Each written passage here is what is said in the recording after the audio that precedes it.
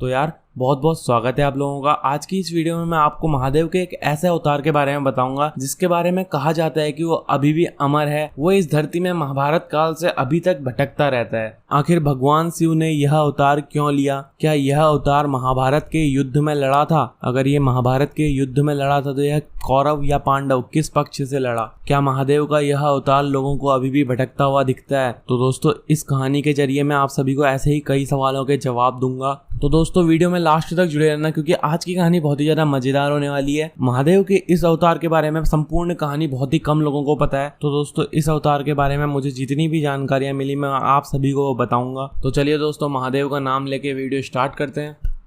तो ये कहानी महाभारत के युद्ध से कई वर्ष पहले से शुरू होती है। तो ये कहानी भगवान परशुराम के शिष्य और महर्षि भरद्वाज के पुत्र की है। तो भारद्वाज ऋषि के पुत्र को कई वर्षों से पुत्र की प्राप्ति नहीं हो रही थी, यानी कि भारद्वाज ऋषि को पौत्र की प्राप्ति नहीं हो रही थी। तो भारद्वाज ऋषि के पुत्र और उनकी पत्नी पुत्र प्राप्ति के लिए महादेव की साधना करने ऋषिकेश में ताप्ती नदी के किनारे एक गुफा में जाके तपस्या करने लगते हैं। उन दोनों की तपस्या से प्रसन्न होकर महादेव वहां पहुंच जाते हैं। महादेव ऋषि से पूछते हैं कि तुम्हें क्या चाहिए? तो ऋषि बताते हैं कि मुझे आपके जैसा ही एक तेजस्वी पुत्र चाहिए। महादेव उन्हें वचन देते हैं कि मैं तुम्हारे घर में एक पुत्र के रूप में जन्म लूंगा। वे दोनों पति पत्नी बहुत ही ज्यादा खुश हो जाते हैं कि उनके घर में स्वयं महादेव जन्म लेने वाले हैं। कुछ समय बाद उनके घर में एक बच्चे का जन्म होता है। जब उस बच्चे का जन्म होता है तो वह घोड़े की जैसी हुंकार लगाता है। घोड़े की जैसी हुंकार निकालने के कारण उसका नाम अश्वत्थामा पड़ता है। जी हाँ, वही अश्वत्थामा जो गुरु द्रोणाचार्य का पुत्र था। अश्वत्थामा जन्म से ही एक मणि के साथ पैदा हुआ था। उसी मणि के कारण उसे भूत पिशाच असुर देवता किसी से भी भय नहीं लगता था। वह मणि उसके मस्तक में विराजमान यानी कि उसके माथे पे ही रहती थी।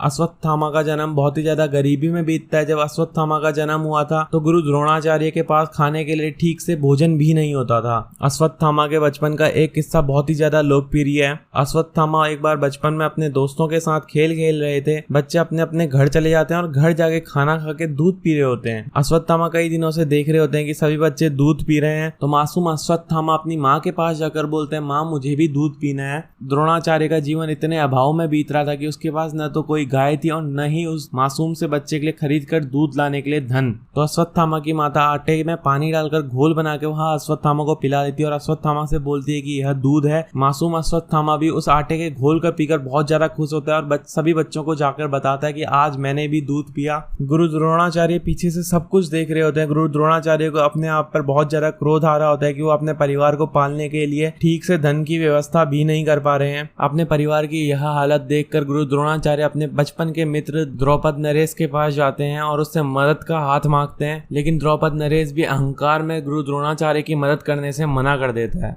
जैसे तैसे बहुत ही ज्यादा अभाव में गुरु द्रोणाचार्य अश्वत्थामा का पालन पोषण करते हैं। आखिरकार कई वर्षों बाद गुरु द्रोणाचार्य के घर में खुशियां आती हैं और गुरु द्रोणाचार्य को हस्तिनापुर में पांडवों और कौरवों का गुरु बनने के लिए बुला दिया जाता है। क्योंकि द्रोणाचार्य ने अर्जुन को सर्वश्रेष्ठ धनुर्धर बनाने की प्रतिज्ञा ली थी, इसीलिए गुरु द्रोणाचार्य का ज्यादातर समय अर्जुन के साथ बीतता। भले ही गुरु द्रोणाचार्य अर्जुन के साथ कितना ही समय क्यों ना बिता ले, लेकिन गुरु द्रोणाचार्य को संसार में सबसे ज्यादा प्रिय उनका पुत्र ही था। वो अपने पुत्र के लिए संसार भी त्याग सकते थे और अपने पुत्र की खुशी के लिए पूरे संसार को भी समाप्त कर सकते थे।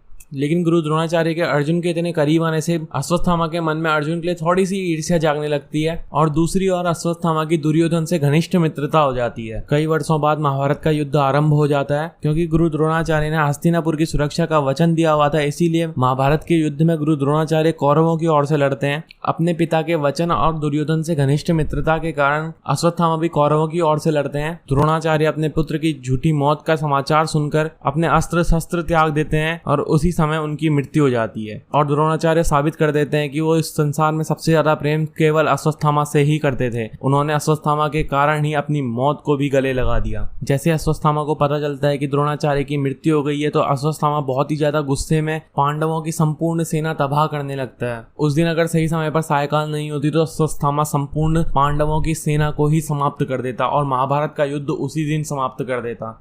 धीरे धीरे महाभारत का युद्ध समाप्त होते होते पांडवों ने संपूर्ण कौरव सेना का नाश कर दिया और अंतिम में गिने चुने कुछ 5-6 ही योद्धा बचे हुए थे, जिनमें से एक अश्वत्थामा भी थे।